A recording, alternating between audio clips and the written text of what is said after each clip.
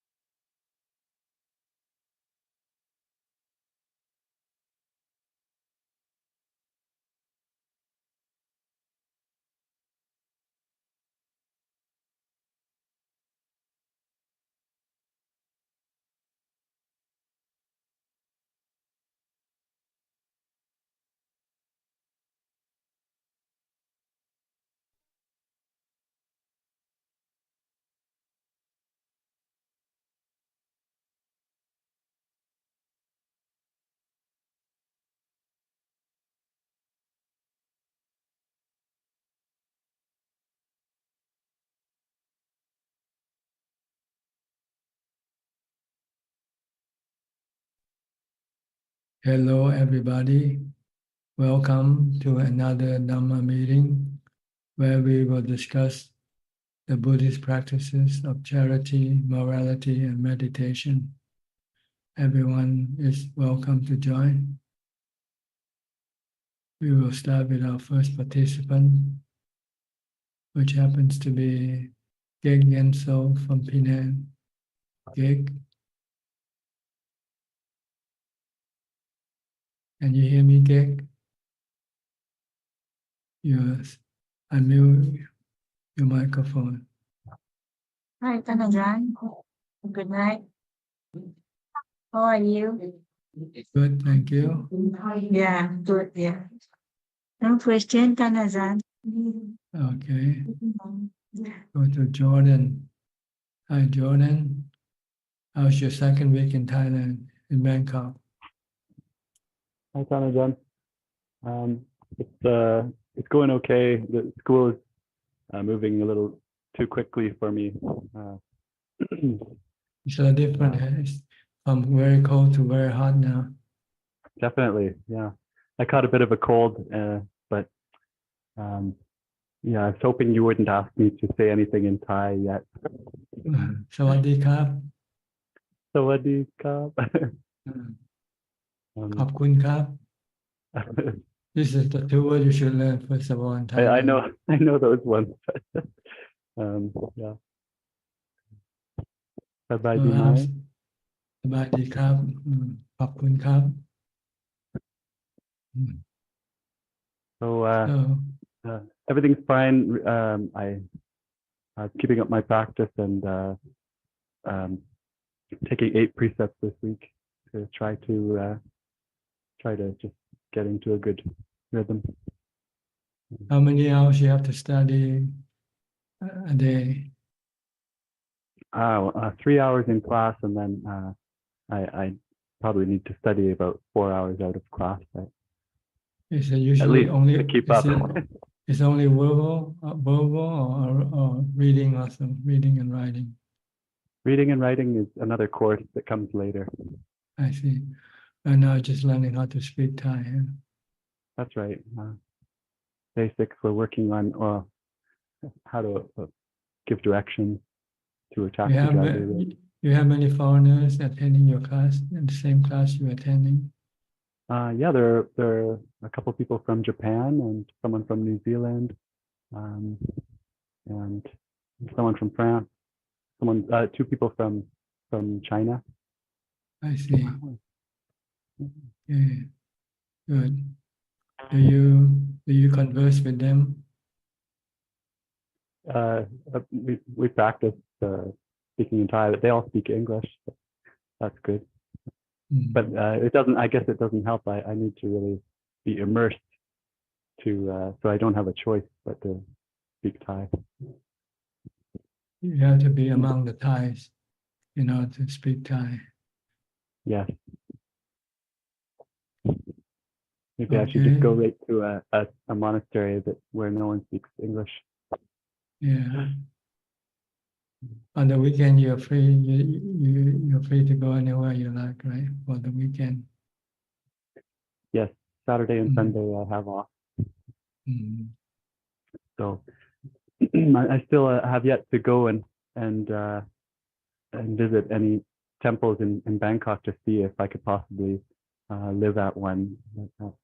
I want to do that before I get an apartment. I'm just waiting till I get over this cold, and then we'll go maybe to what? Bawon? Number one, yeah, but used to be foreigners staying there. There are some foreign monks. You might be able to talk to them, and maybe they will add you, put you in as the what you call disciple or luksit. Okay. To stay there as a layperson. Yes, keep the eight Okay. precepts, and maybe they help do some chores for the monk. And Oh, that would be perfect. you might even be allowed to eat the food left over from the monk. So that can save you a lot of money, room and Definitely. board, and a good And keep me out of environment. trouble. Yeah. Because in the temple, it's much more quieter than living outside. Yeah. Yeah, I Wat think that's Bhawan it. is a good place to try. Before I Okay. was ordained, I stayed there for about 3 or 4 weeks, 3 weeks as a layman, and I helped the monk wash his bowl and clean his mop his kuti, and he gave me the food left over from his arms round, and he had a small room that allowed me to stay. So Oh, it's wow. okay. That sounds good to me. Yeah. Okay, I'll definitely go and go there soon Yeah, and go ask to Wat around to see if I Bhawan can find an and English speaker. and find English monk, foreign monk, Westerners. I think there's still some. I think there's an American there and an Englishman there. I'm not sure. Oh, okay. That's hopeful. Let's just ask around. I think it's a pretty big place, huh? Not really. It's Okay. I would say it's big, but it's not small. Okay. It's a large compound consisted of many buildings. I'll just go and ask around. Okay. Where do you stay now? Is it which part of Bangkok you stay in? I'm staying in Nana. Oh, no. Yeah. Sukhumvit area. Yeah. That's I'm close staying to in a all the hostel. hostel here. That's close to all the tourist places.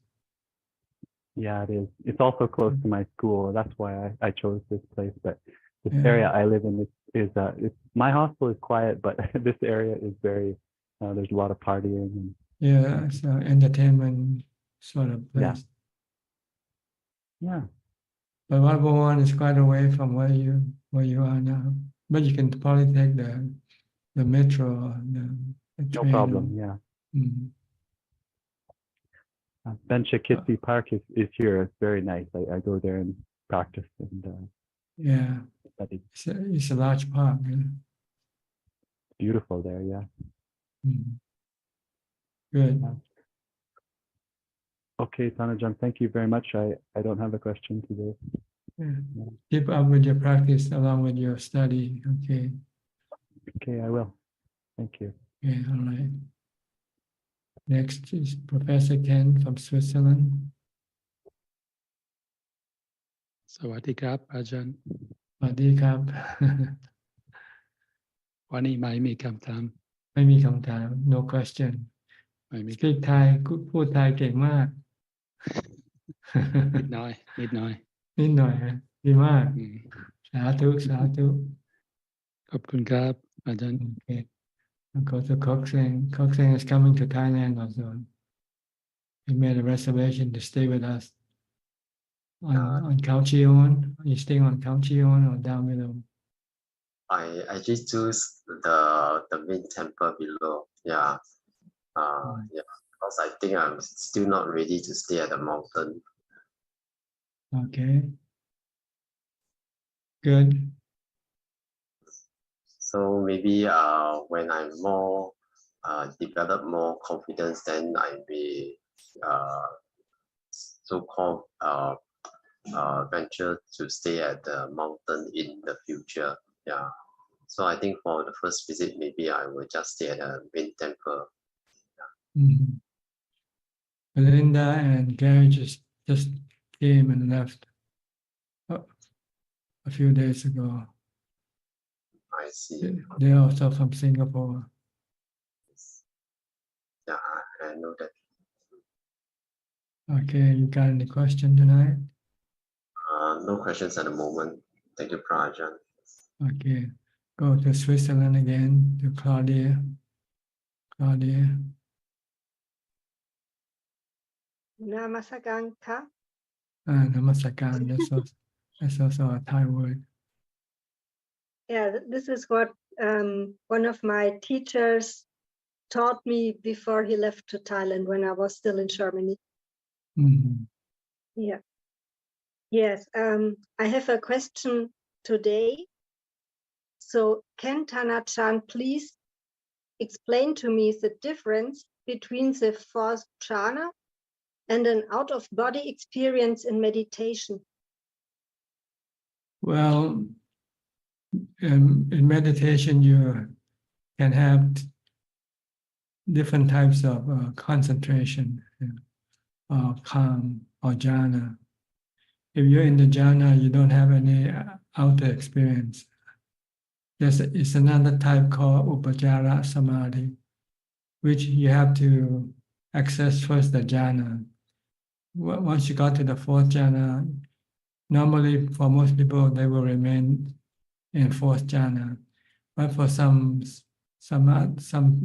person who has been trained to access the out of this world, the psychic world, can exit from the fourth jhana and go into the psychic world and be able to communicate with the spiritual beings, like the Buddha when he gave Dhammatalks. He has to use this type of samadhi, of meditation. This also will enable you to have psychic powers, like the ability to recollect your past lives, be able to read the mind of other people, what they're thinking. But this has only happened to very few meditators. From what I understand, from what I heard from the teachers, usually about 5% of meditators will have this special ability. Like the story of Kun Mae Keo, Mae Chi Keo, if you ever read or listened to her biography, she had this special gift. But it can become a hindrance because you will become more or less addicted to this type of meditation, because it gives you sort of a power and ability that no other people can have. But it's not the samadhi, it's not the type of meditation that will support your practice of vipassana or enlightenment or wisdom. So if you happen to have this ability, and every time you meditate, you go into this out of this world experience, you will be just wasting your time, because you will not have the ubekha that you can gain from the fourth jhana to use to resist your cravings. Your mind will be weak as if you haven't did any meditation. This So, is very clear. yeah. So if you couldn't Machi Kel, she was always reminded by Long Time Mahabodh to stop going to this type of meditation, because it doesn't support her path to enlightenment. But she kept resisting. She kept doing it until Long Time Mahabodh have to give her the ultimatum that if you don't stop, then I'm not going to be your teacher anymore. So that's when she knew that was serious. So she stopped, and then just maintain her mind in the fourth jhana. And when after coming out of the fourth jhana, she then can investigate the three characteristics of existence, like death and asubha, and then eventually be able to overcome her cravings for being and not being, craving for sensual pleasures, for instance. This is very clear. So thank you very much for this very important explanation. Thank you. So if you should have this, try to restrain your mind. Wait until after you become enlightened. Then you can then go into this special type of meditation, because you can then help other people. It Especially happened this. only, yeah, it happened only one time in the year 2010, and I didn't force it, but I just wanted to get sure that I don't confuse it with the first jhana and think, oh, great, this was the first jhana, because I think it wasn't the first jhana, but it happened only one time. Now, the first jhana will mean you are focusing on your meditation object, whether your breath or your mantra. This is the first when you become fully absorbed in focusing on your meditation object, then you are in the first jhana. Thank you very much. This is very helpful. From what I heard, normally you have to pass the fourth jhana. You have to get to the fourth jhana before you can then enter into the psychic world. Yeah. And I don't intend to enter the psychic world, so this is not my goal. So my goal is to Yes, get more calm. to know ahead of time, because sometimes it can be automatic if you already have this ability. Once you get to the fourth jhana, then you will automatically exit into the psychic world. But now that you know, then maybe it's like you have a warning. You have something to remind you not to go into that direction yet. Not this time, not now anyway. Yeah. You can use psychic power after you have become enlightened, and assist teaching other people, especially the spiritual beings. Yeah, I don't force it at all. So my goal is to get the mind more and more calm and have the nothing else. strength to resist your craving. That's what you want. Yeah. Okay, good. Thank you so much. And some of this might not be actual psychic power. Maybe it's just our imagination when we meditate. A lot of people could be fooled by some things that appear in the meditation and thought this is psychic power. So be very careful. Whatever appears in your meditation, you should not see them as important. You should treat them as temporarily phenomenon, natural mental phenomenon. They come and go. They are nija. They are anatta. They're not under your control. But if you become immersed or become fascinated by them, you can become attached, and eventually you can get dukkha when you cannot access it again later on. So don't Don't be fascinated by anything that appears when you meditate. It just means your mind starts to fabricate or manufacture these things to deceive you or to distract your focus on your meditation. So come back to your meditation object whenever you feel you're being distracted by things that appear in your meditation. This is very helpful. Thank you very much. Okay, Thank you. all right. I'll go to New Zealand now, to Anura and Ramya. Okay, สวัสดีครับอาจารย์ท่านอาจารย์ Yes. Radhi. Start Like, up. like Claudia said, when you address the monk, you should say Namaskar. Namaskar. Oh, yeah. Sorry. Yeah. Namaskar. Thank you. Thank you. Thank you. But We it's started okay. learning Mm. a bit of Thai from YouTube. Well, we are traveling to Thailand next week, so just quite looking forward to it. Yeah. You say Namaskar, Ajaan, Namaskar, Ante. Yeah, Namaskar, Ajahn. Ajahn, a question. You mentioned I heard that some Thai forest monks have abhinya. So is it same as psychic powers? So That's right. Apinya means psychic power. And they have to access the type of samadhi called upachara samadhi, which is not jhana, beyond jhana. But some people who study the scripture, they interpret upachara samadhi mean before you get to jhana.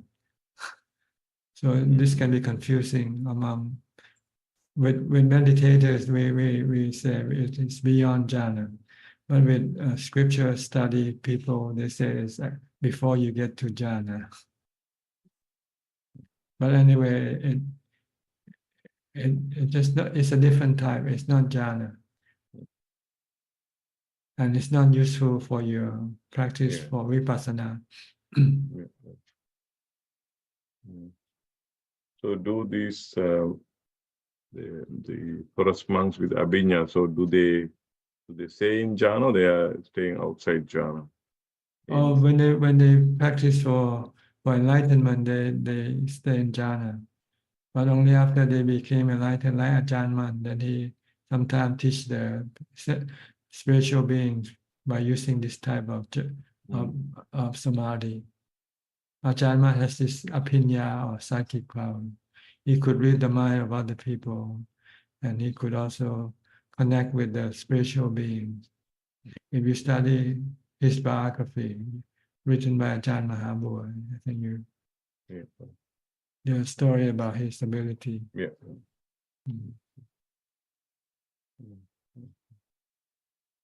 He was even able to communicate with past Buddhas and past Arahants.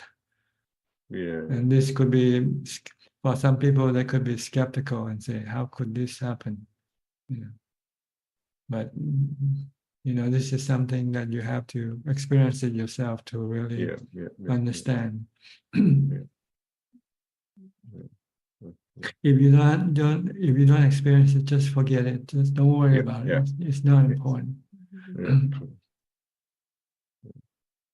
Your main goal is to stay quiet, empty your mind, keep your mind still, be peaceful and happy, and not reacting to anything.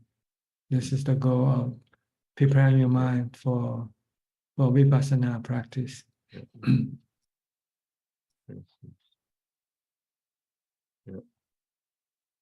Okay. Yeah, thank you, Tangaja. Thank you. So how long will be your trip in Thailand? About 3.5 weeks. 3.5 weeks, yeah. 3.5 weeks, yeah. So with Ajaan Brahm leading the group or not? That same group. So not Ajaan Brahm is not traveling, but Ajahn Api, another monk, the second monk.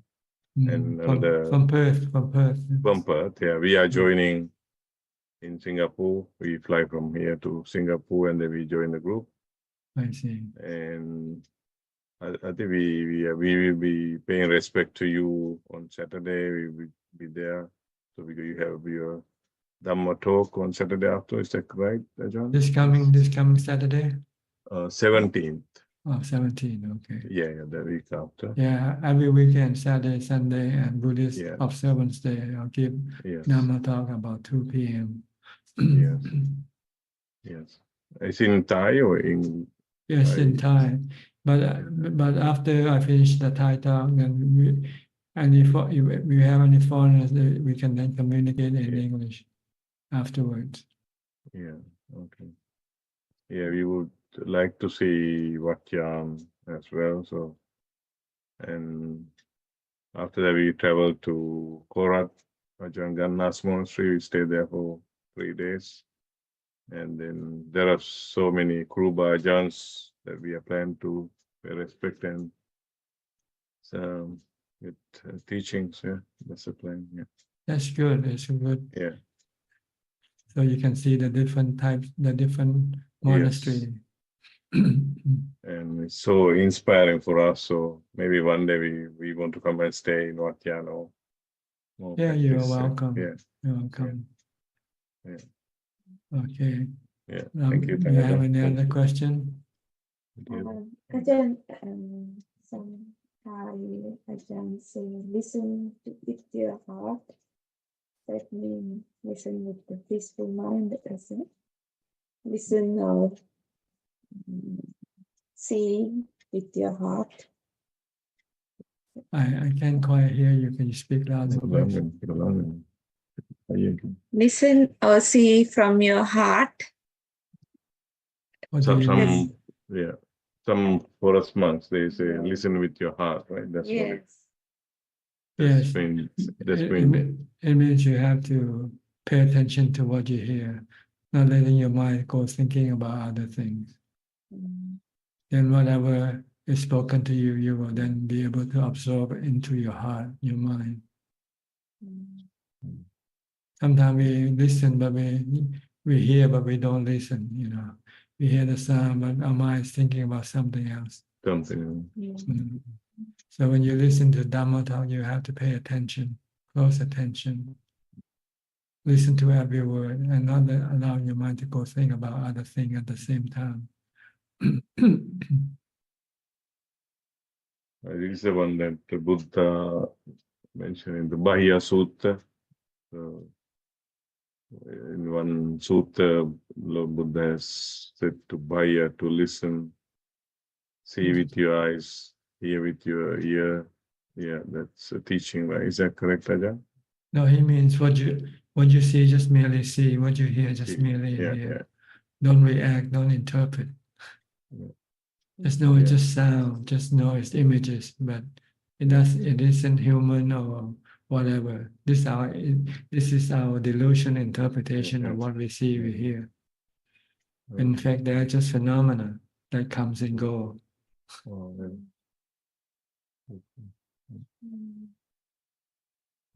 But you need a mind like you have to have a mind with ubekha to be able to just merely see, merely hear.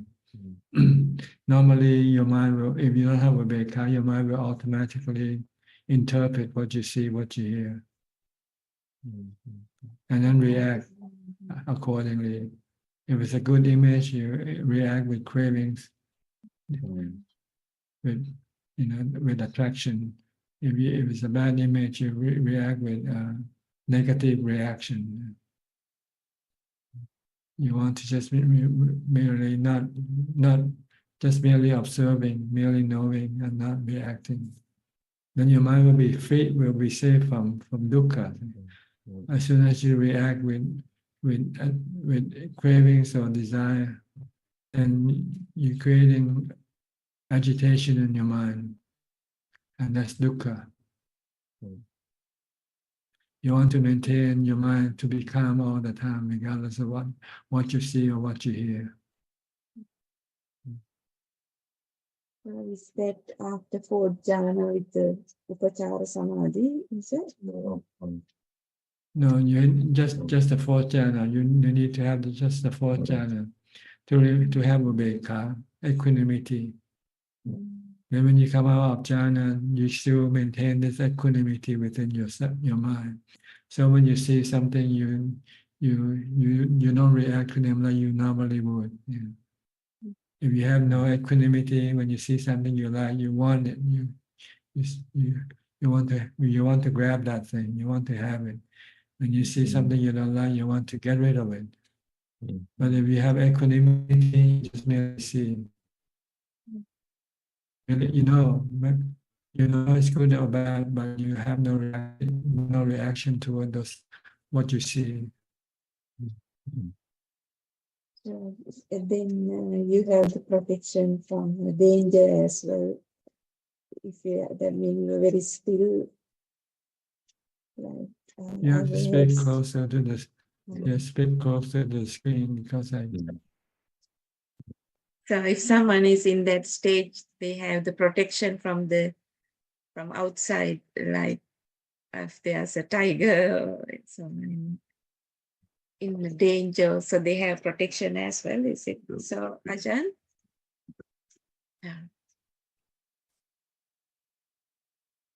Yeah. Can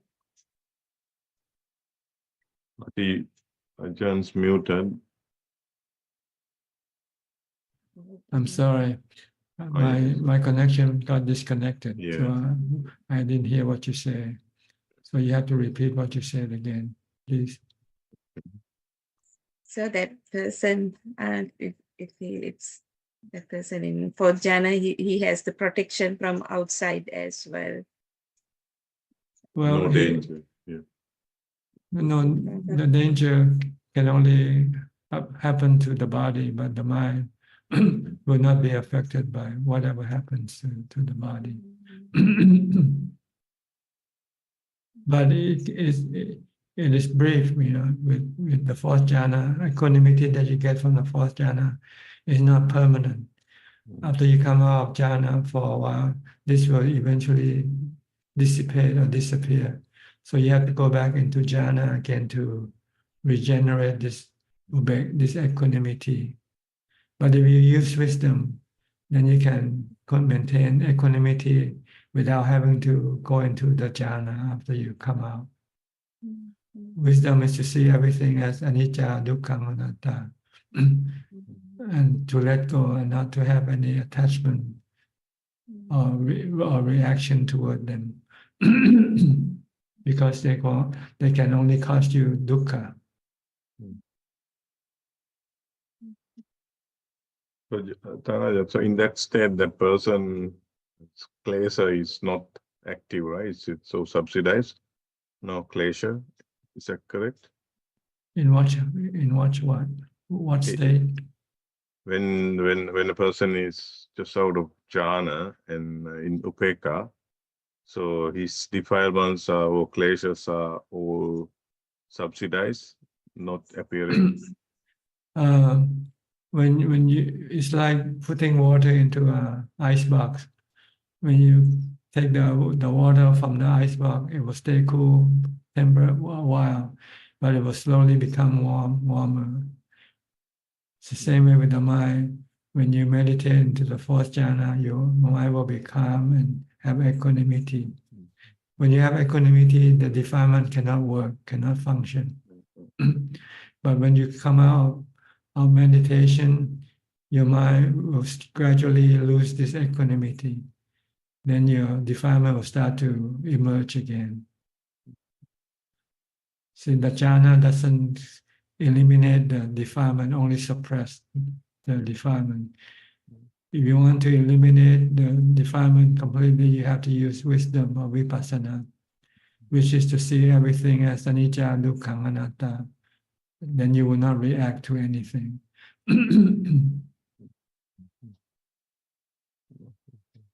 Understand? That's very clear.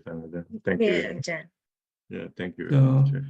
See, before the Buddha became enlightened, people used jhana as a way of protecting their mind. But after they come out from jhana, the mind can be afflicted by the defilement again, with dukkha again. And they don't know how to stop this affliction, this dukkha, when they are not in jhana. The Buddha wanted to find a way of getting rid of this dukkha while not in jhana. So he has to investigate and compare what between when the mind is in jhana and not in jhana. What is the difference? And he realized that the difference is that when you're in jhana, the cravings, the defilement is not working. And when you come out of jhana, the cravings or the defilement start to work again. And when the craving or defilement start to work, dukkha arises. So he discovered the Four Noble Truths that way.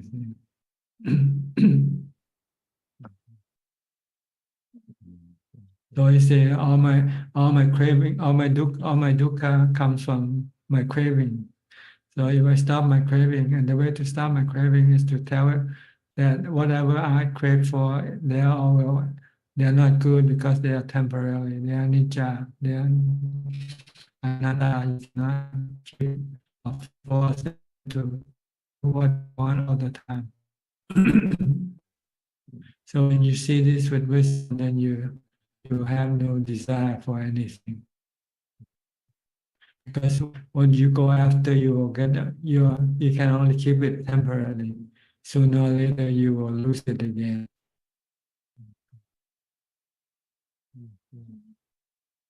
Okay. Thank you, Ajaan. Thank you. Thank you. Wait, again. It lost connection in the volume.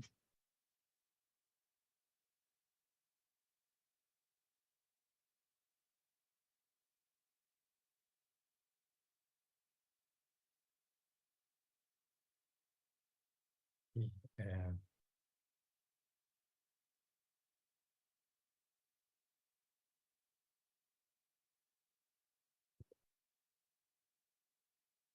I'm sorry, I'm not sure why my connection is like this tonight. It just went off and come back on again. So I was talking to Trevor. Trevor, it's your turn to speak. Can you hear me? Can you unmute your microphone? Okay. Good morning. Good evening to you, and so nice to hear your voice again. And to see Jordan looking so happy and relaxed. I honestly, I don't think I've seen him looking so calm. radiant. Good. Very, very, very happy. Very interesting talking this morning. I was here since 8, but I guess I forgot to turn my camera on. But I'm reading this book, one of the books written by Ajahn Mahabua, the Venerable Ajahn Biography. Yeah, the biography, A True Spiritual Warrior, and yes. I can't know. Ajahn Kao is the Luang Da Mahabu's contemporary. They're both the disciple of Ajahn Mun. Of Ajahn Mun, yes. And I'm really enjoying it. But I was, especially the story about how he was speaking to the elephants. Yes. I hope you still have elephants. Oh yeah, we still have lots of elephant in Thailand. Oh, that's great. I was telling Jordan, learning Thai is like eating an elephant. You have to take it one bite at a time. Anyway, one small spoonful at a time. But I was interested in this discussion of jhana. I'm still not entirely sure what it is, but you say we've heard discussion of the first jhana tonight and the fourth jhana, but I'm wondering what about the other two? Are they, maybe could you possibly describe the second and third, if they, or do people just skip from 1 to 4? And the other question I had is about spiritual beings. I'm interested to know where they are, what they're doing, and why do they need to be taught? But you teach some some arahants are teaching the spiritual beings. Are they teaching the Dhamma, I suppose? They are you without a body. That's all. When you're not having a body, you become a spiritual being. See, you don't die with your body. The one who sing and talk right now doesn't die with the body. They are two separate entities. The mind and the body are two separate entities. The mind, once they have no body, then the mind exists as a spiritual beings. Okay. Until we come back. Reborn, when you're reborn, when you have a chance to attach yourself to a new body, then you have rebirth. And can you just stay a spiritual being if you don't want to be reborn? Yes, like the Buddha and his noble disciple. But you have to stop the cause of rebirth, which are your cravings. Craving for sensual pleasure, craving for being, and craving for not being. You have to stop all these cravings in order to stop rebirth. I see. And you need jhana as part of the tool to stop your rebirth. So you need to practice mindfulness and meditate. If you want to know the details of the 4 jhana, just search in the Google for it. Jhana.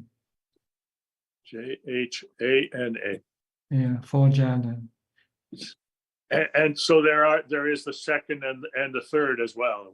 It's like driving an automobile. You shift gear from first gear to second gear to third gear to fourth gear, and the conditions of the automobile will change. The speed and the sound of the automobile will shift according to the gears you change.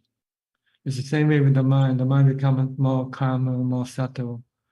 I can remember all the details of these jhanas, but if you want to, you can search in Google for this.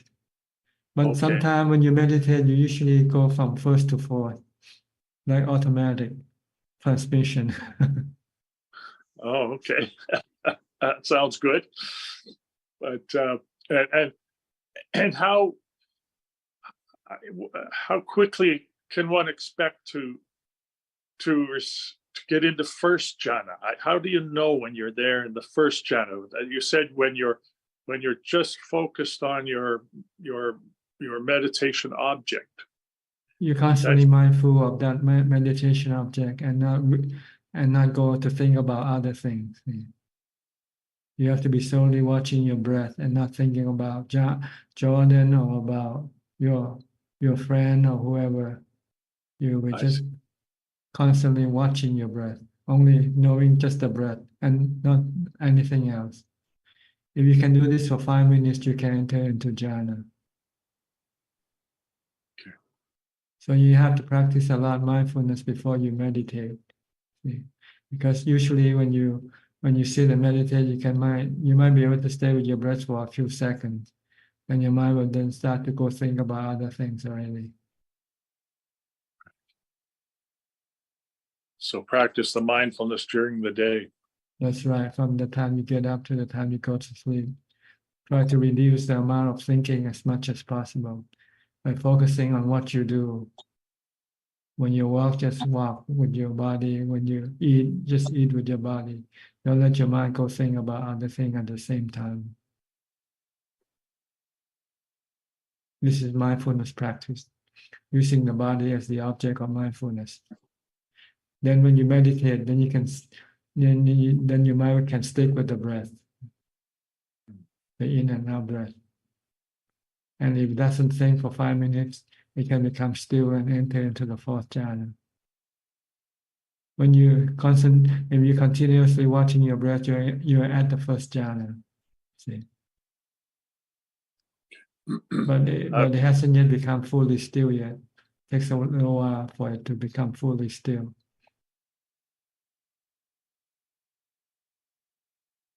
Okay, so you can be in the 1st jhana for moments initially, but yes, the goal is to go to the 4th jhana when the mind becomes completely still, not thinking, not doing anything, just merely knowing, and all the thoughts stop, disappear. and then it seems that you are in empty space, as if you are out in space by yourself alone, but not lonely, happy, content. The first jhana give you contentment.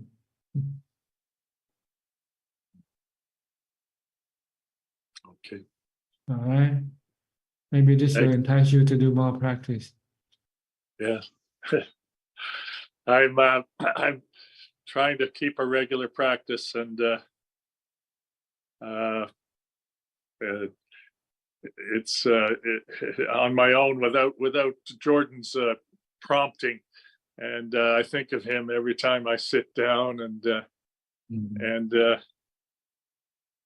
it's good. I'm very, very grateful to him for pushing me in this direction. So you have to push yourself now by setting up a regular schedule for you to do. Like every day at a certain time, you should stick to the schedule. Right. Okay. If you don't have a schedule, then your mind usually doesn't like to do what is good for the mind. Right. That's very important. Schedule exactly the same time every morning, every night. Mornings. Yes, mornings are easier. The nights are with all they get busy, but yes, all the thought that you spend during the day. So by nighttime, all these thoughts still linger in your mind. Yeah, I think maybe just before I go to bed, maybe the best time then, because everyone goes to bed, everyone gets up. Those are good times. You have to be quiet. And, yes, sometimes you get tired and you fall asleep. That's true. But it's good time before you go to bed and after you get up in the morning. Start the day with meditation and end the day with meditation. I love starting with the meditation. And there's a little office in my office building. There's a little room, a quiet room, and I'm thinking I might start going in there at lunch and try and meditate a bit there. Yeah, do as much as possible if you can find the time to do it. Thank you. I will. It's like a speed bump. It will stop your mind from running too fast. Every time you meditate, you slow down your thoughts. It acts like a speed bump. I really enjoy it and look forward to it now, which is a change that I've noticed. I really don't look for, I have to go meditate now. I actually think, oh my goodness, I'm so lucky. I have a chance to sit and meditate. I feel good when I do that. So that's a good thing. Yes, that's right. You feel blessed to be able to meditate. And I've actually got to sit in the half lotus briefly. So I'm moving along in that direction. I find that sitting in that position is really makes a difference. Yes, it's best position for meditation, really. It really makes a huge difference. So I'm going to keep trying to get that into a comfortable position for that, because that supports your whole back and you can sit tall and it's nice. Yeah, it takes time for your muscle to adjust to this new position, but after a while you'll find it easy as you go along. I hope so. All right. Okay. Thank you. Thank you. Nice talking to you. Nice talking to you. Next, Ryan from Singapore.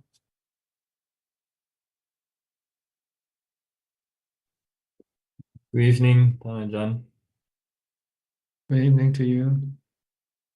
Got a question on from my friend actually.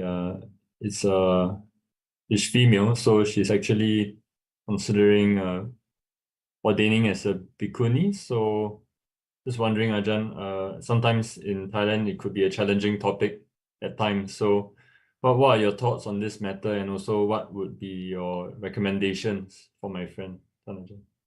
I think the important thing is not whether you ordain as a bhikkhuni or a mechi. The important thing is the ability to practice. So sometimes in Thailand, mostly in Thailand, we don't have bhikkhuni. But if you want to have stay close to good meditation teacher, Thailand has a lot of good meditation teacher. You have to ordain as a mechi instead, which is no different really, as far as practice is concerned. You still practice the Noble Eightfold Path.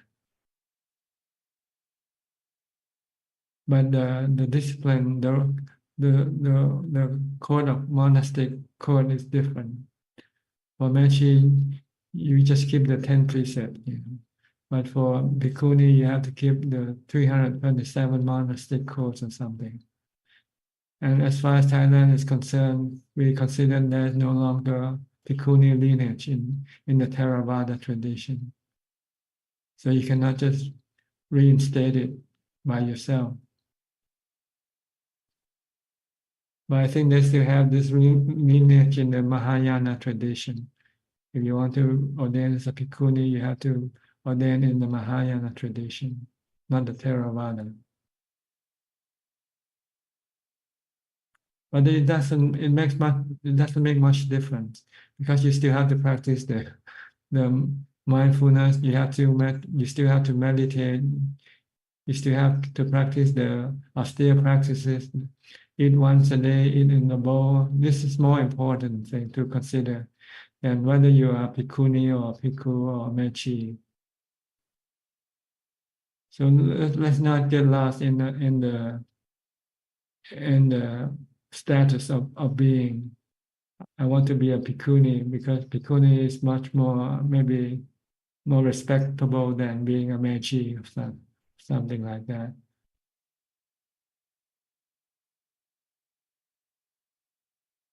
The goal is to look for a good place to meditate and a good teacher to guide you. That's more important than anything else.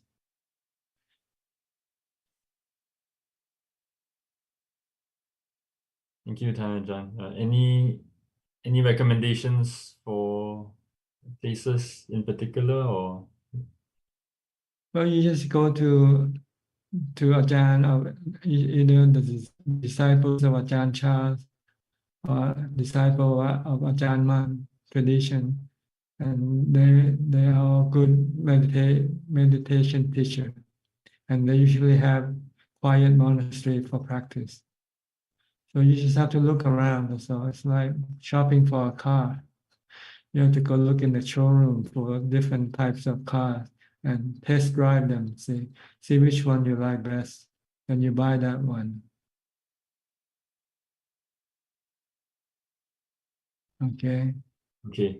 Yeah. Thank you for your answer, Ajahn. Appreciate it. Sadhu. You're welcome. Okay, see you later.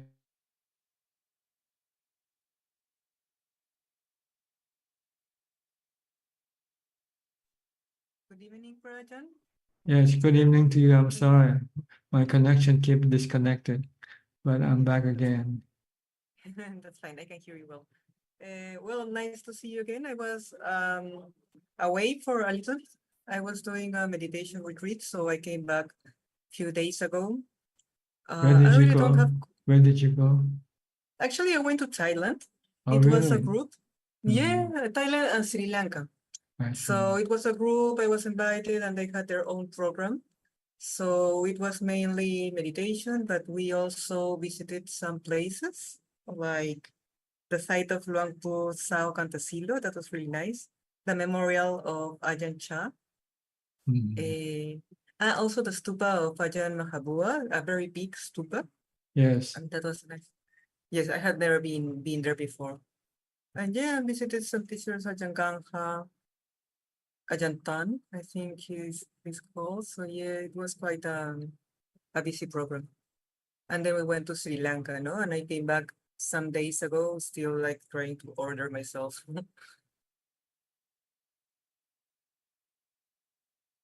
So how was the trip like? Good, enjoyable, and inspiring? the visit to these teachers and to the sites of these teachers were extremely inspiring for me. And then maybe I have thought that I would have a little bit more solitude and a little bit more time to meditate than I actually had. But it's just how it was, no? So now, yes, I also want to think about these things in my practice looking forward, about how important it is for me to have solitude, no?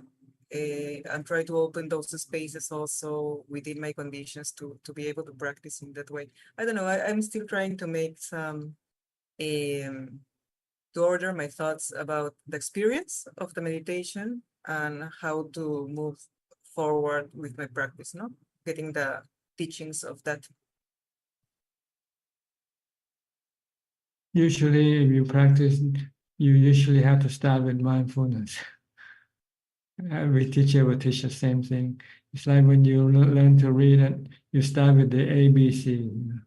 So when you meditate, you start with mindfulness. But sometimes the conditions are so that it's difficult to have mindfulness in some conditions that in other conditions. So you have to find that's the what I condition that discovered. will allow you to have it. That's why you have to find the right Yes. condition.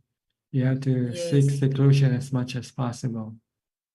Yes, I think I went back a little bit in my mindfulness because obviously there is a big group, there are many things happening. So there also my mind is like thinking more than it thought, more than it should actually. So yeah, it was also a little bit like my problem to lose a little bit of mindfulness. No? So now I want to come back to be more in the present moment. No? Try, as you always say, not to think so much, but just remain in the present and don't judge so many things. Don't be lost in the past. Don't be wondering or imagining too much about the future. No? So let's see how that goes. Yeah, you have to do this alone. If you're around people, they will try to get you to think or talk to you, and you have to communicate with them. Then you have to use your thoughts. Yeah. Yes, I'm starting to think that that's inevitable. That when you're around people, you have to talk like it. There's no option, no. Yes, so yeah, let's see how that goes. The So by now Buddha's I rule say, yeah. when you if you want to succeed in meditation, you must not socialize. You must maintain seclusion as much as possible.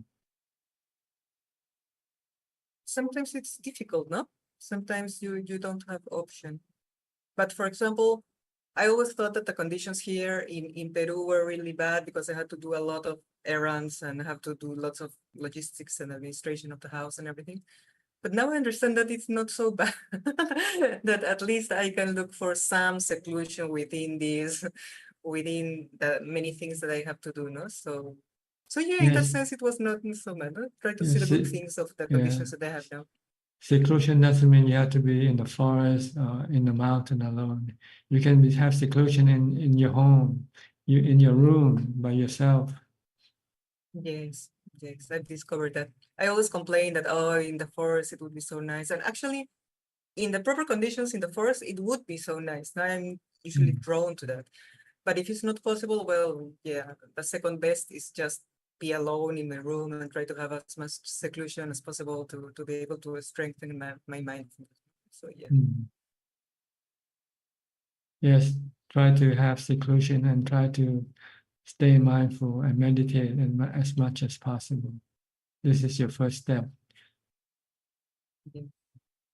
Before you can go to vipassana or wisdom. Yes, I think I'm still like on the basics still, no? I always think that it's advancing, but then it goes back, and then I advance a little, and then I go back. So yeah, you must be able to abandon your sensual pleasure, craving for sensual pleasure, if you want to move ahead in your meditation. If you still go to your sensual pleasure, then you're sort of backtracking. You're going back the other direction. Yes, totally right. Yeah, totally right.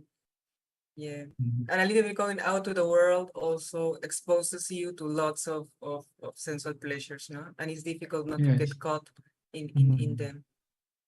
Yeah. Many thanks for your guidance, Prajan. Well, sensual pleasures, defilement can come in very different disguise. Like pilgrimage trip can also be a disguise for sensual pleasure without knowing it. Yes, exactly. I would have never imagined, but yes, there's so many opportunities for sensual pleasures to be there waiting for you and tempting you. Mm. Yes. Yeah. Yes. You have to lock yourself up in your room. That's why. But that's a double sword because yes, I get solitude here in a room, but once I go out, it's like again, no, I mean you're exposed again. So yeah. You have to be mindful, especially more mindful when you go outside. The Buddha said you have to watch your senses. Don't let it go wild. Try to tame it. Yes, little by little, little by little. All right. Anything else? Okay. No, nothing else. No other question by now. Many thanks, Dragon. Okay, you're welcome.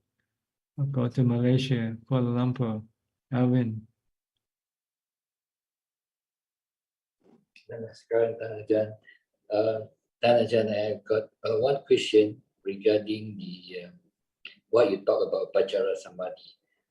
Sometimes I hear people talking about 5th to the 8th jhana. Is it the same as Pachara Samadhi?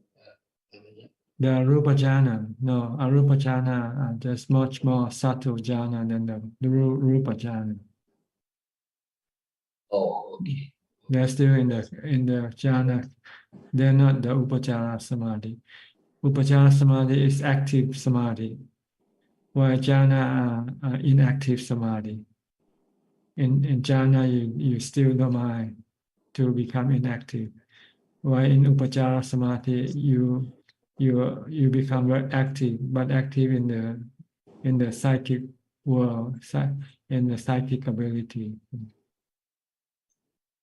So the 5th to the 8th jhana is not important, right? No, it's a Arupa jhana level. Right. Therefore, for Rupa jhana and for Arupa jhana level, it just means the mind become more still, more refined, more subtle. Right. So if you happen to go into the Arupa jhana, you can also have this stability, and when you come out, you can also investigate using the wisdom. Yes. Anything from the 4th jhana onward will give you equanimity. Right. Okay. Thanks, Naja. Very clear. Thanks. Okay. Good. We'll go to Brazil now. Alfredo. How are you, Alfredo? Happy? Hi, Bante. Hi, how are you? Happy with Dhamma. I'm happy with the world. It's the same, but it's the same. It's a kiddie. You're not happy. Bante, today you are in spirit of being Bante. Your voice is losing.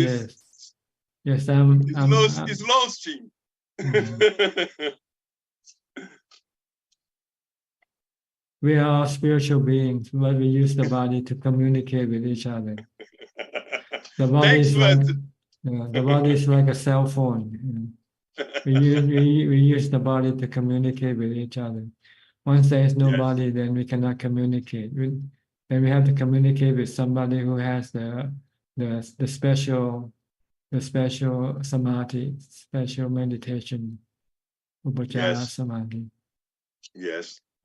Last years, you say that if we can help with the advice about the Dhamma, is permitted, né, Bante? Or if you know the Dhamma and if somebody asks you for help, you can give them the Dhamma if you know. But if you don't, but if you're still a student and you still haven't yet graduated, maybe you should not spend too much time teaching other people yet. Wait until you graduate before you become a teacher yourself. Yes. Full time. But you can be a part-time teacher if someone asks you how to meditate, and if you know how to do it, you can teach them how to do it. Yes. But Yes. Go ahead. My perception, Bante, is my practice is pay attention. Pay attention. Anicca dukkha anatta. Anicca dukkha anatta. 24 hours or day.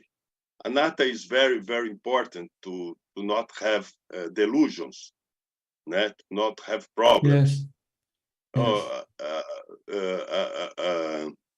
I think the students have to main jhana, and first jhana is possible. Second jhana, Bante, is happy in body.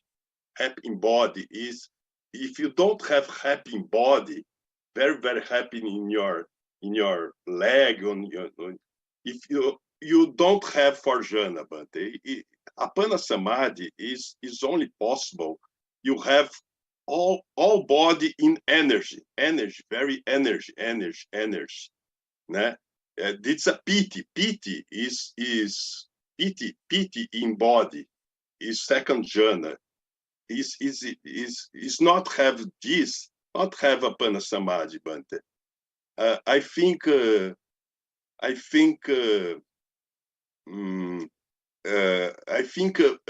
energy is very important. You are people that very energy in Dhamma, né? And I give to teachings the Buddha to restate the Dhamma, restate the Buddha, restate the Dhamma, restate the Sangha. It's very important to have energy, né? To have energy, to have a life in Dhamma, né? I think this is meta, Bante. Meta if Dhamma for all peoples, energy of good energy, né? Is this the possible entering jhana with meta, né? Meta in meta, with energy, and energy. And we have pity in body, you have for jhana. But the important is vipassana, Bante. You say this, but vipassana is necessary a very, very meditation, Bante, because meditation is a house to Dhamma, Bante. Yes. Yes, you need meditation before you can go to vipassana. You need samadhi first. Yes. So practice mindfulness and samadhi first. Then you go to anicca, dukkha, anatta for wisdom. Okay. Yes. Many teachers say about two qualities of a person: quality of a good person, quality of dana, quality of upekkha, quality of samadhi, quality of sila. Is important, né, Bante? But meditation is important too, né? A middle way, né, Bante? Yes, you need everything. You need sila, you need both are samadhi. important. Né? You need everything. Like an automobile, you need the wheels, you need the engines, you need the steering wheel, you need the brakes. So the Noble Eightfold Path had 8 factors that you have to have. Yes. Okay. Okay. I say this because many teachings that with important is qualities to a good person, qualities to a dana, qualities to samadhi, qualities to upekkha, qualities, and meditation, but is not important. If only important is vipassana, meditation not important, né, but it's the impression that I have. Okay. Whatever. All right. Thank you. But Bante, thanks for your teachings. I like for teachings. I like your sangha. I like your community. I I like the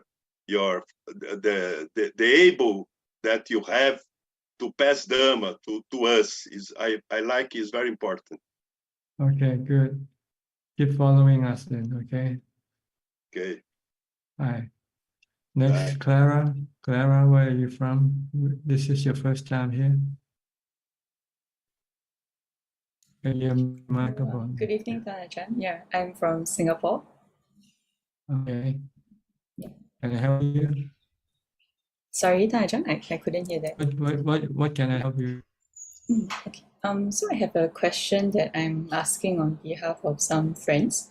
So for people who are aiming to keep the 8 precepts long term, do you have any advice on how we can keep our third precept as purely as we can? Because I think that even if we choose not to engage in relationships, I think when we live in an internet age where things like pornography is very accessible and it's very normalized, then I think people still very easily succumb to self-gratification. And I noticed that lust can be very easily triggered in the surroundings of lay life as well, especially in the case for men. And I think that Asubha meditation, it often feels like a very dry and intellectual exercise when we don't have that concentration in our meditation. So I was wondering, Ajaan, do you have any practical advice for how we can reduce and eventually overcome lust completely? So for example, can breaking a stream of lustful thoughts with entertainment like music or a show, can this actually be recommended in lay life?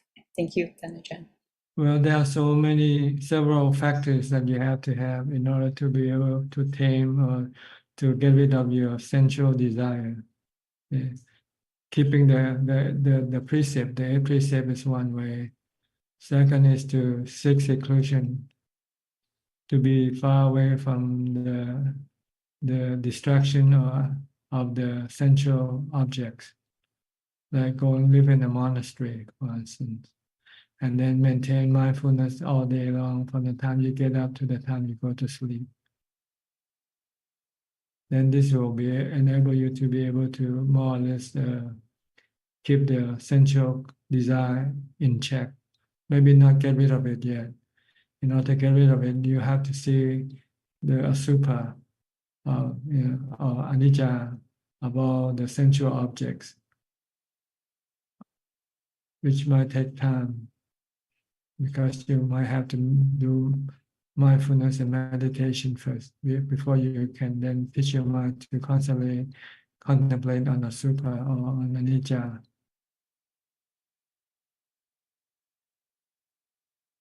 So this is what you have to do. Okay.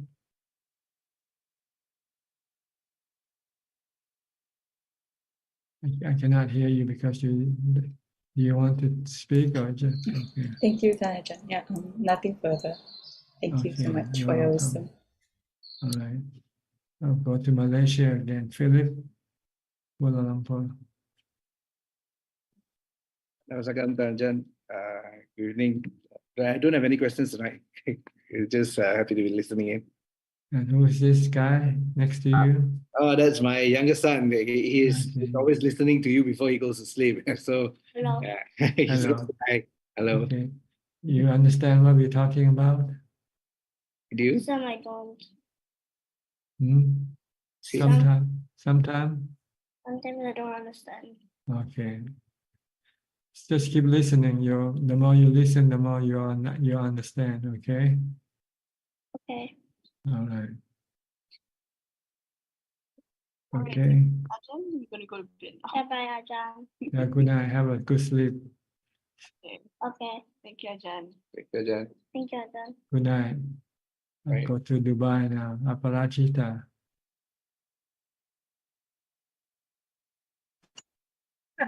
Namaskaran, Rajan. I guess I just picked up my first Thai phrase. So, is that right? Namaskaran, Rajan? Yes, Namaskaran. Yeah, first. Yes. Yeah. Yes, I am just working on stabilizing, just practicing regularly, and that's it. And grateful to always attend this meeting. So no questions. Yeah, you have to set up the schedule for practice and stick with the schedule. Yes, And I if do you, that every morning. and if you find it you're useful and you want to practice more, then you set up more schedule as you advance. Yes, that's the intention. Yeah, schedule is the intention. In the perfection, it's called Atithan. That's true. You have to set up your intention first. Excuse me. Okay, nothing, no question tonight. No questions. Thank you. Okay. All right, we'll go to Wales now, to Diana. Hello, Diana. Greetings, Tanajan. I have I wanted to ask you about the teaching on marriage and divorce and yes, that. Well, if you're married, you have to have fidelity. You cannot commit any extracurricular activity. You have to be faithful to your partner. That's keeping the 5 precepts. This is all. But there's no rule that says you cannot get a divorce. If you find that you can no longer live together, then you can separate amicably, friendly, still remain friends, but separate. We should always maintain loving kindness toward everybody, regardless of whether we have a relationship with them or not.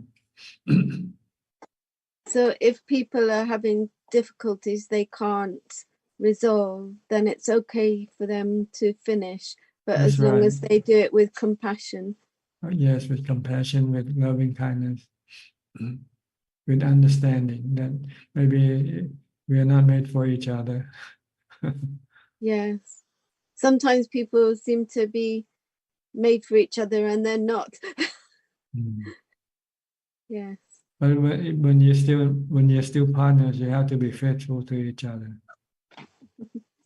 My daughter's cat, sorry. Yes. Thank you. Or unless you get permission from your partner to allow you to have another relationship, then that's okay also. That sounds exhausting. Thank you. Okay, is that all? Mm-hmm. All right. Go to Sri and check from Vancouver or nearby.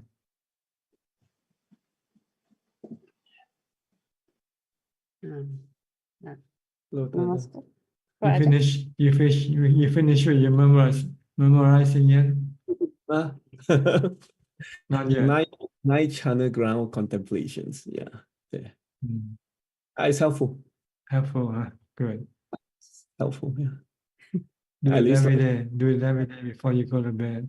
Before you meditate, recite what you memorize. And it will help you calm your mind down, and you can then meditate better after you finish reciting the sutta. Yes. Yes. Yeah. Even like sometimes if I extend my hand or anything, I remember like the sutta was saying this. So then at that moment, like at least I'm mindful of that moment. It's kind of like reminding myself internally. That's right. You need something. You need reminder. If you don't have something to remind you, then you keep forgetting, right? Yes. If it is Buddha, sometimes I keep forgetting, but this with a message. So okay, at least like that's what Buddha taught us. So Good. Keep on doing it. You'll find that you will be advancing, steadily advancing. Your mind become more mindful and easier to control as you practice. Yeah. But you have to keep it up though. Don't do it now and then a few days later you forget and then you can forget it easily, you know that? If you don't set up a certain a certain rule that I must not forget this, I must do this every day or something like this. Yeah. Can you set up this rule? I'm gonna recite this thing every day, for instance. Then you will Yes. never forget. But if you don't set up this rule, after a few days, you might get someday you get busy, you forget, and then a few more busy days, then you stop reciting altogether. Yes. Make it a point to do it every day. Okay. It's very good. The teaching of the Buddha, keep it close to your heart. Yeah, that's how we keep the teaching close to our hearts. Okay. But keep reciting, memorizing the teaching. Yeah, it's helpful. And Ajahn Buddha say like, we ask us to abide independent, meaning it's like to do it ourselves now, like Independent in which way? yeah, you say like you abide independent, and It then means you not don't rely on anything except rely on yourself. Attahi atano natu. We can exist without having to depend on other things or people. We can rely on ourselves if we have mindfulness. We can have happiness within ourselves. We don't need happiness from other people.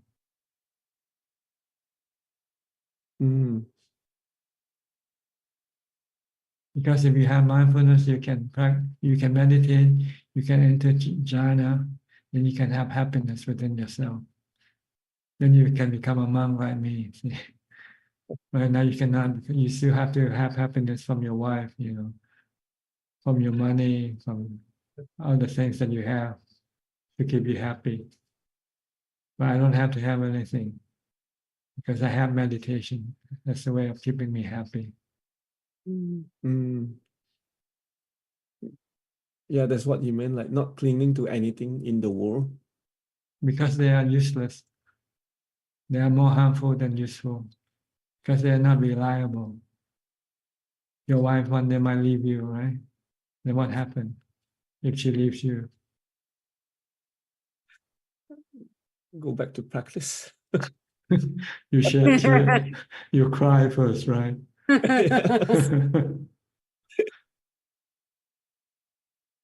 Yes.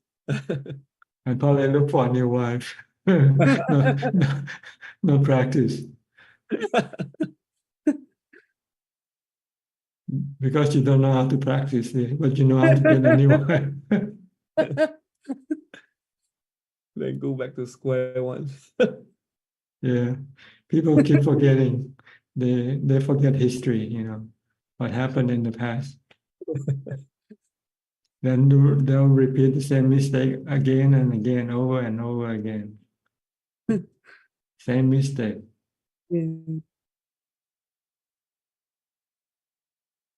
Okay, anything else would you like to say? For me, so far, it's good. Yeah, practice is good. Like at least I got a goal.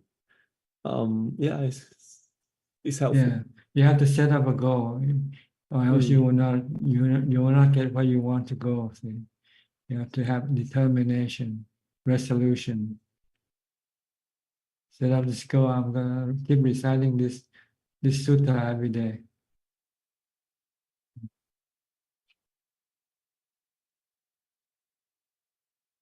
Then nothing can stop you. Because you don't need anything to recite. It's in your mind. Yeah. Yeah, at least it's reminding myself. So Okay. yeah, thank you, Tajan. Thank All you. right. You're welcome. Intan from Indonesia.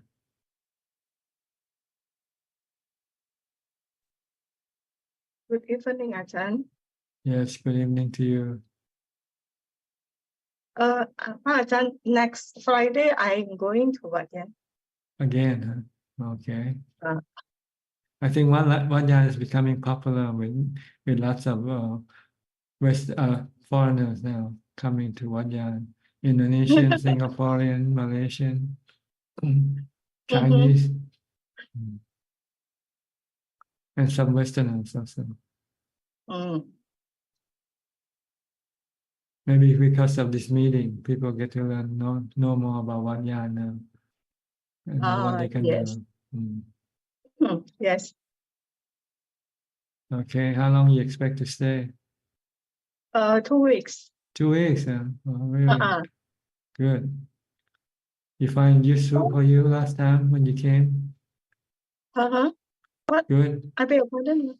Did you find it useful last time when you came to stay? Yes. Yes.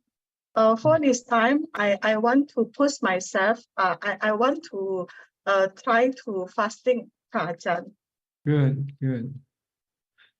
If you fast, you should not come out and meet people or see things because they can make you hungry. If you come to the dining hall, you should avoid the dining hall if you fast. Stay in your dorm, stay in your room. Mm-hmm. Because But I can for go chanting, up you can go. for meditation or Yes, for walking meditation. yes, you can go meditation, chanting, but don't come to the dining hall because Okay. when you see food, you might not be able to resist your cravings. Okay, Ajahn.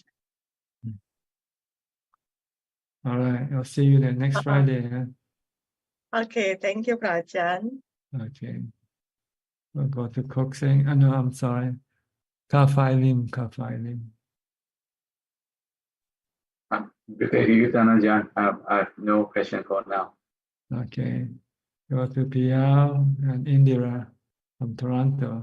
Good morning Good from morning. Toronto, Ajahn. Good evening to you. How are you? Very good, thank you. You have any question? I'm okay. I don't have. He's the one who has all the questions. No, I don't have a question. I just was thinking, like, how much of practice, we do can be, for example, if you're fortunate enough to become maybe unfortunate enough to be another human next birth, how much a carry-on factor, like the samatha or vipassana or both? Is there the more the vipassana part you carry on to another birth, like your memory, or is the samatha practice also is transformed to another destination? They are transformed more or less, it depends on how much you have developed.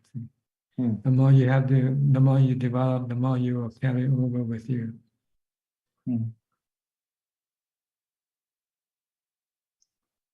See, what you did with what you do with practice, it goes with you.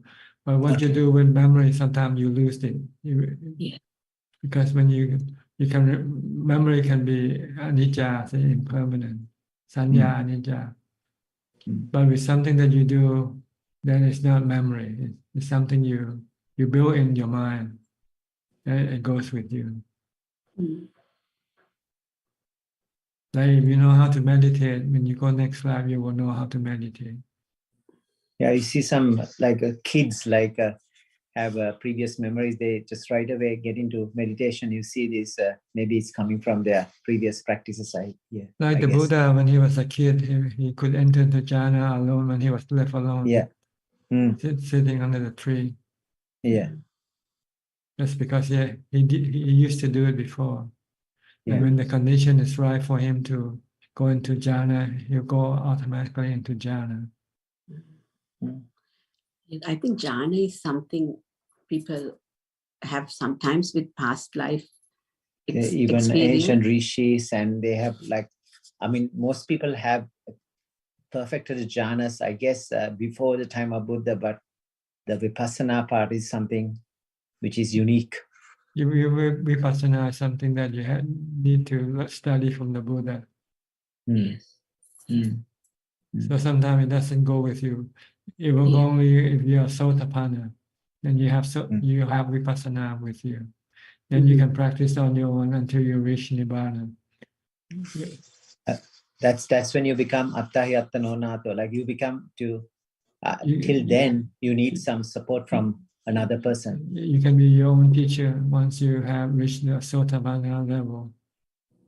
You understand the Four Noble Truths and the three characteristics of existence. So you can use this to eliminate the remaining fetters that you haven't yet eliminated in your next life. If you should die before you became fully enlightened. Because accident could happen here, a body could die for some other reason. It doesn't respect whether you are a Sotapanna or not. Even the Buddha has to die, the body. But the mind doesn't die with the body. And the mind, if it achieves something, it will take that achievement with it into next life. That's the chitta, the part remains. That's right. The spiritual being, we call spiritual being, chitta.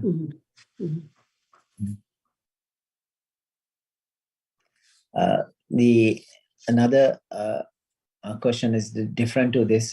When they talk about the mundane right to and super mundane right to, I think they in the sutra they talk about it. So the mundane is just for a person to believe in the karmic consequences of your actions, basically. The super mundane is to know the Four Noble Truths. There is suffering and there is a way out of suffering, and we have to work through the path. Is it something like that? Super mundane means the level of the noble, the Magga Phala. Sotapanna upward is called super mundane. Samadhi, jhanas, and keeping the sila or dana is mundane. It doesn't release you from the world of the rounds of rebirth. With supramundane, it will deliver you outside of the rounds of rebirth. Like a Sotapanna will have not more than 7 lives left. The Sakidakami only one life left as a human being. And Anagami only exists in the Brahma world before it finished and become fully enlightened and exit the mundane world completely, totally. The mundane world is samsara, the 3 worlds of existence. The sensual realm of existence, the rupa realm of existence, the arupa realm of existence. If you want to get out of these 3 realms of existence, you need to practice the teaching of the wisdom of the Buddha, discovered by the Buddha, the Four Noble Truths and the 3 characteristics of existence. Then you enter into the supramundane level. When you get rid of the fetters, you become Sotapanna, Sakidakami, Anagami, and then Arahant. I mean, it's very clearly defined, the enlightenment, the teachings of the Buddha, the fetters, I mean, no other philosophy talking about enlightenment, they don't really categorize so clearly. These are the fetters, three fetters. I mean, people talk about enlightenment, but never as so defined, very clear cut as teachings of the Buddha, what enlightenment is. That's to show you what the Buddha really knows, and nobody else knows. If you go study in other teaching, you'll never find the 10 fetters, the Four Noble Truths, the 3 characteristics of existence. It's unique with the Buddha. Only. Amazing. So Sotapanna still have the anger and lust still remaining. Still have lust for the body, yes. Sexual desire. It's only the 3rd level when you eventually got rid of all the sexual desire. So that's why an Anagami doesn't return as a human anymore, because it doesn't have any desire to have sex with anybody. But it's still stuck with the rupa or arupa. Rupa. Because it's still attached to the rupa chana and arupa chana. So he has to realize this and then get rid of his attachment to this rupa jhana and rupa jhana. Now, they also have the mana still with them, like with There a is bit of ego. conceit is still Conceit. within the mind. Mm. And also avijja. Mm. Still Yeah, not the seeing last, still not seeing the Four Noble Truths completely. Yeah, yet. it's There's still some it's- aspect of the Four Noble Truths that he hasn't seen yet. Yeah, I recently read a sutra. It very clearly says that to destroy the last 5 fetters, that's a higher fetters, you need the jhanas. There's no question. This very clearly said. No, you need 10 to get rid of the 10. You need you need jhana. Without jhana, you won't be able to enter into the supramundane level. Is it even for the lower fetters? I have not seen that. Is in the lower fetters you need the jhanas? Who for the lower? Yes, yes, you Yeah. all need them.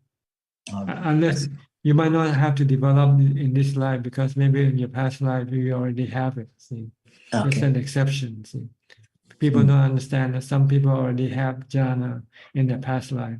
They don't have to practice jhana in this life. Once they study the fetter, they can get I rid see. of them right away. Those are rare, probably in between the exception to the rule, always says. Yeah. Like when the Buddha first gave the first sermon, they gave to the 5 ascetics. Yes, that's And good. they all have jhanas already. Mm. So he didn't teach them to practice jhana. He just teach them the 4 noble truths, the 4 noble truths, and the noble eightfold path. Even Bahia, Daruchira, the bark cloth, he had it probably already. Yeah, so this he just already need have them. Just tell them the wisdom part.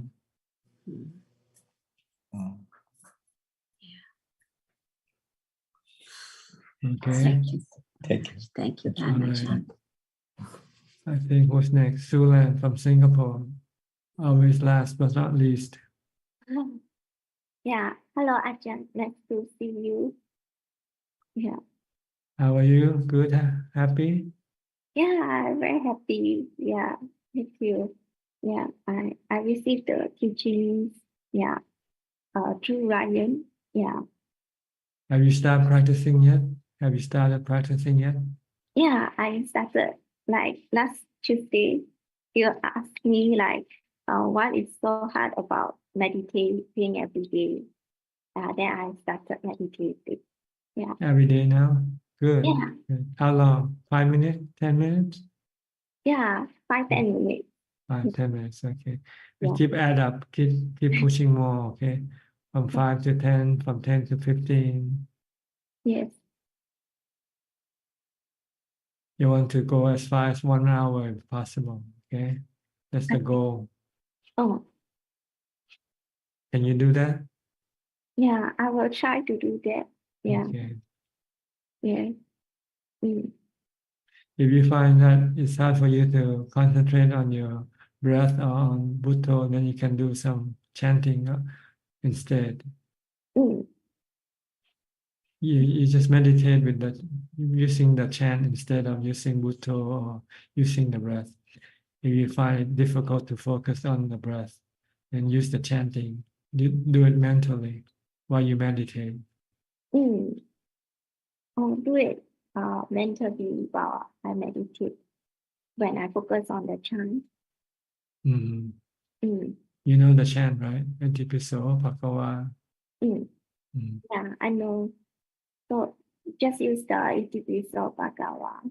Mm. Mm. Or whatever chant you like, you can remember. You can use any chant, doesn't matter which one. Mm. If you cannot, if you find it hard to focus on your breathing, or on the mantra, because your mind might be a bit restless or agitated, then you might need to use the chanting first. Mm. Yes, yes.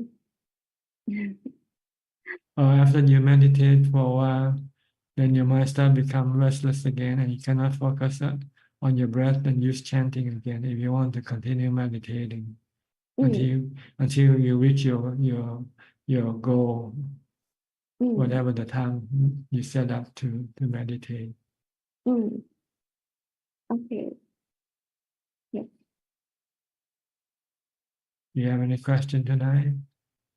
Oh, yes, I have question. For the Brahma Vihara Suttas, when I was reading the sutta, it was saying to read the awareness with the Brahma Vihara in the first direction, second direction, third, fourth, and then top, bottom, and all around. So there seems to be 6 directions to practicing the Brahma Vihara. Does the 6th direction correspond to like the Sigalovada Sutta, the 6th direction, referring to like our parents, our teachers, our spouse? Yeah, is that what it's referring to? It means that you have to apply the Brahma Vihara with everybody. That's all. In summary, whether they are higher than you or they were lower than you or they're equal to you. Oh, okay. You give loving kindness to everybody equally the same, or even the animals or the devas. Oh, okay. So it's not necessarily like really like literally in front of me, behind me. It is like just a metaphorical that That's is right. everyone. Whoever you meet, whoever you see, whether they come from up or up above you or below you, treat them nice. Give them love, kindness, and compassion. That's what it means. Treat them nice. Sabbe satta, all beings. All things. Okay. Whether physical beings or spiritual beings, whether human or animals, you have to have metta, karuna, mudita toward them. Oh, then when it's hard to have metta or karuna, then we just try not. Then you just have equanimity, ubeka. Okay. Then if it's hard to have ubeka. Ubeka is just to protect yourself from becoming unhappy because you cannot help other people. When you want to help other people and you cannot help them or they don't want your help, then you might feel bad. But if you have ubeka, then you won't feel bad. Say, okay, I try my best. If I cannot do that, that's too bad. Oh, that's true. Yeah. Yeah, if I cannot help, then it's too bad. Yeah. True. Okay. Then how would you explain jhana to people who have not experienced jhana before? It's like going to a deep sleep, no dreams, no nothing, just sound sleep. Or just being sound asleep. That's how Yeah. that is. And when you wake up, you feel refreshed and strengthened, right? Oh. If you have dreams, you might feel restless when you're awake. You might feel tired if you have bad dreams. But if you have no dreams, when you wake up, you feel refreshed and strong. Okay.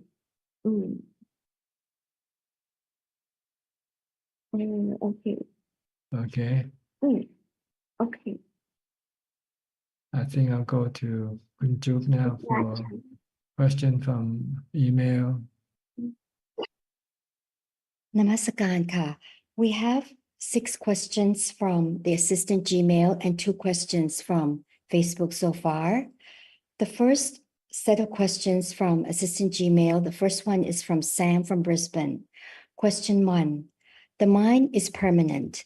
Is spiritual happiness from a calm mind also permanent after that person becomes an arahant? Well, when you become an arahant, you might become calm all the time. See, because an arahant has got rid of all the 10 fetters, which are the cause of agitation and restlessness in the mind.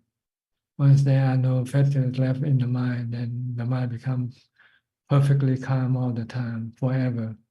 Nibbanang paramang sukhang, that's what it means. Paramang sukhang, permanent happiness, supreme happiness, absolute happiness. Question 2. Are the calm mind when one stops thinking and the calm mind of an arahant who merely knows, are they the same?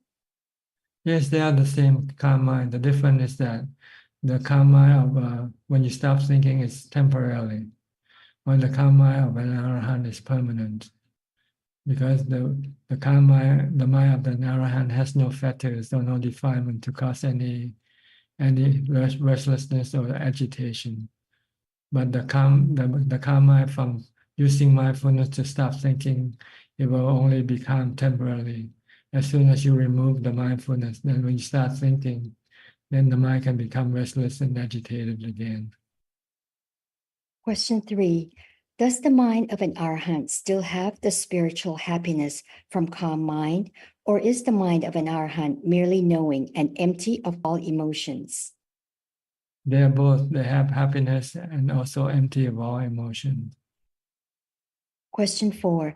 Is there still happiness in fourth jhana, or does fourth jhana only have upekkha? There is happiness, the highest form of happiness is the happiness from the mind being still, which is the fourth jhana.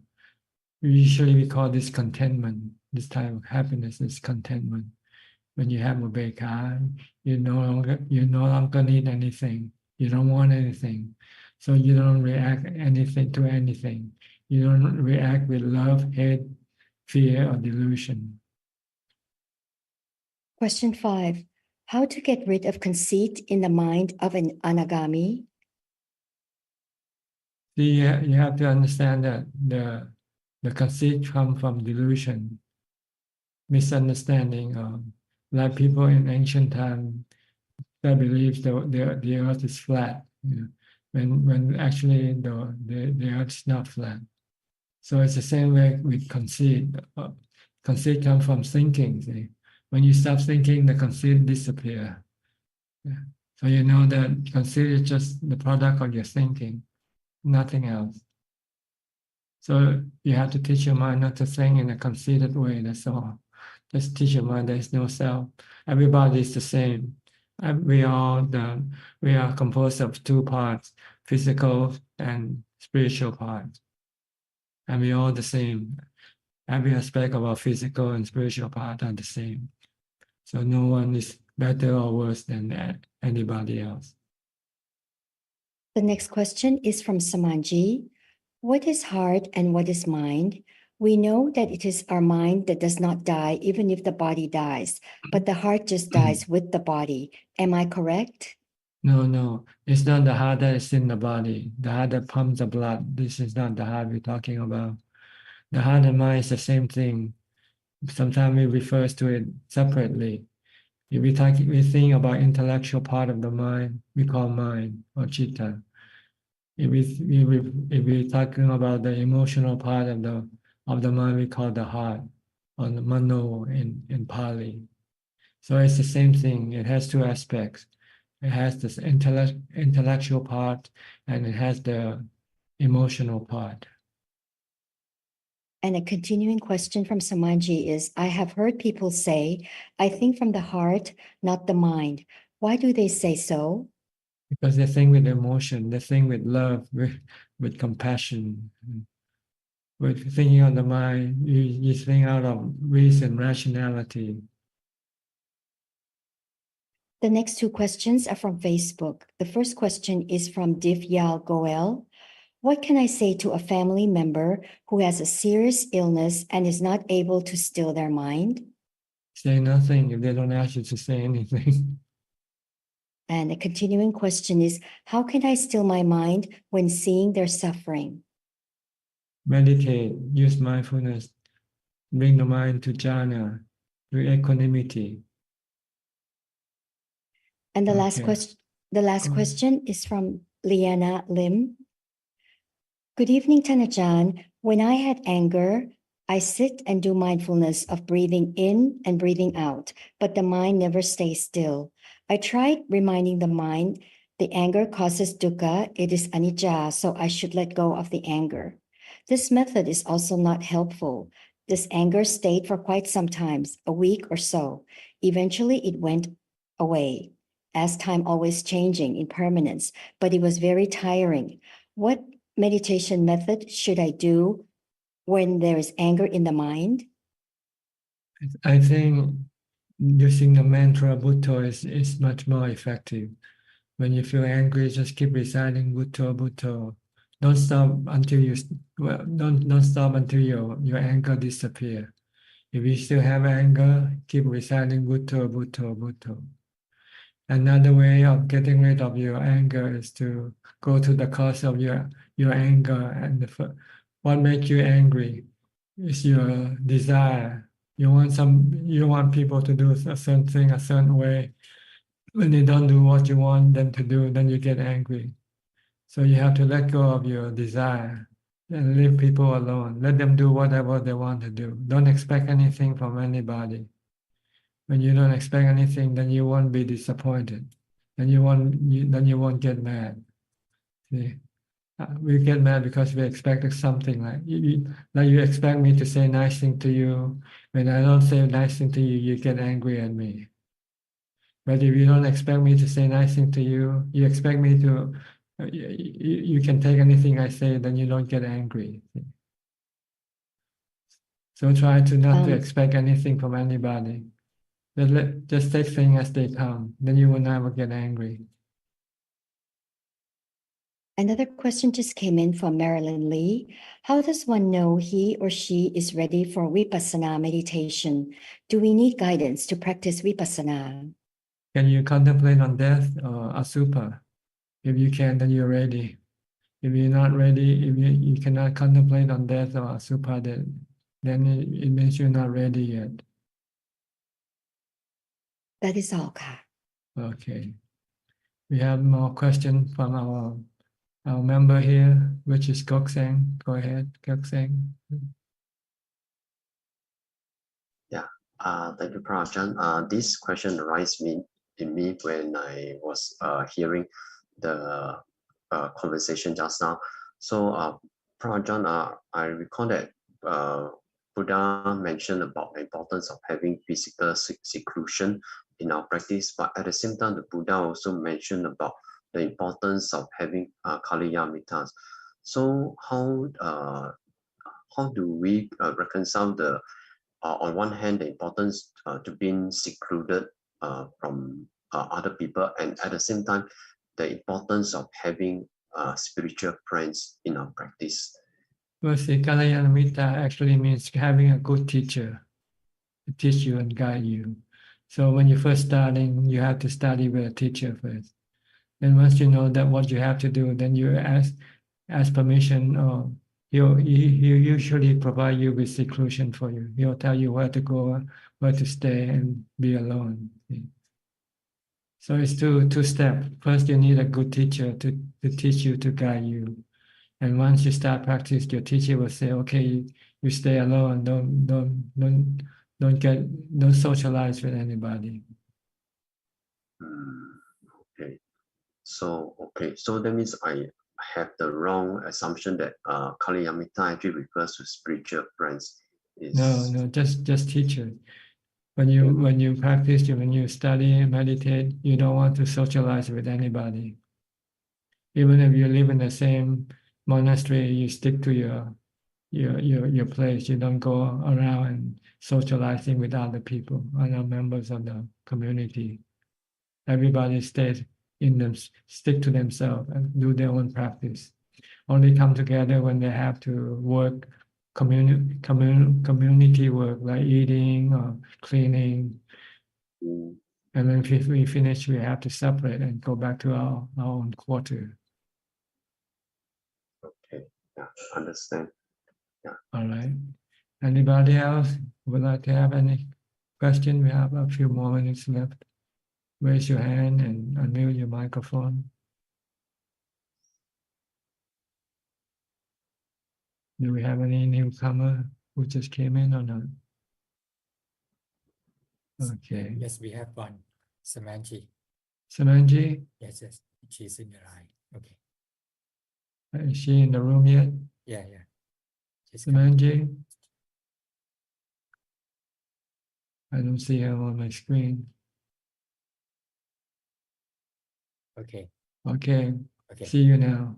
Samanji, how are you? Unmute your microphone first.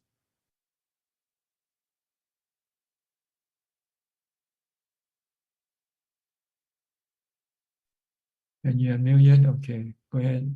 Can you hear me? Yes, yes, perfectly. I just have one question, Ajaan. Yeah. Go ahead.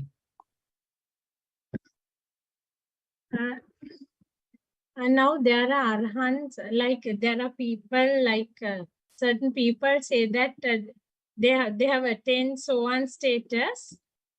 Like, how do we know that actually whether one has become a Sohan or not? You can know by following the teaching.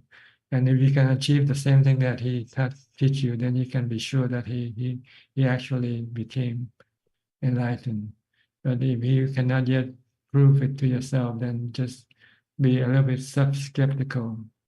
Be not skeptical, but don't believe, totally believe, or don't totally disbelieve. Just take the word for, put it on hold and wait for confirmation first from your practice.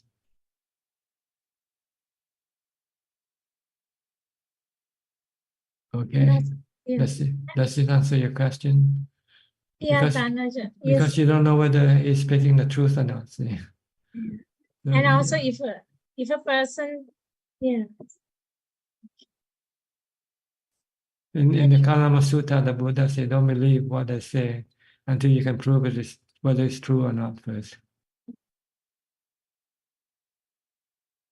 And only way to prove somebody who's enlightened is you have to study with them, and then we'll become enlightened from the teaching. Then you can then pretty much say, yeah, he must be enlightened, or else I will not be enlightened from his teaching.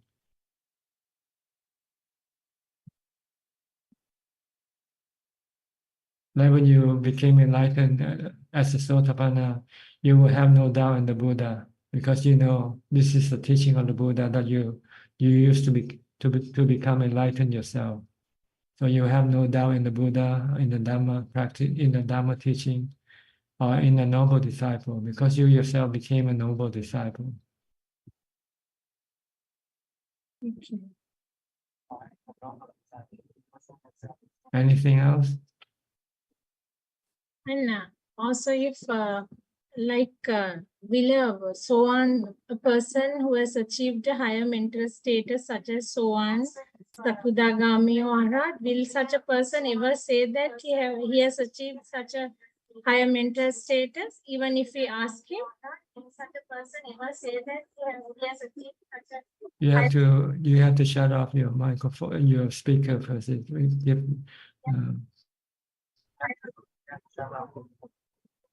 Okay. Usually an enlightened person doesn't like to brag about himself, but he'll talk about the how to achieve enlightenment. This is his teaching, see. But he usually will not say, I'm a Sotapanna, or I'm a Sakidagami, or I'm an Arahant. But he say, keep doing this and you'll become this and this. And he'll tell you how to become enlightened.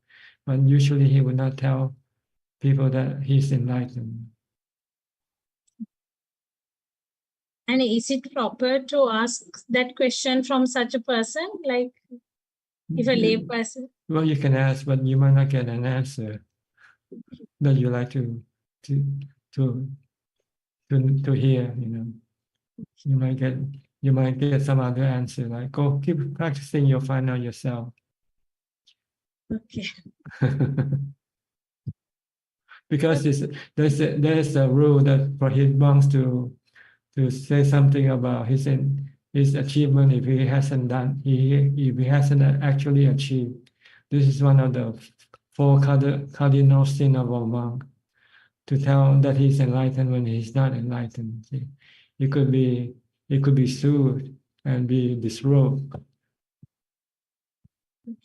So it's better to stay clear from this subject of enlightened, whether one is being enlightened or not, but because one could be accused of committing this cardinal sin, parachika.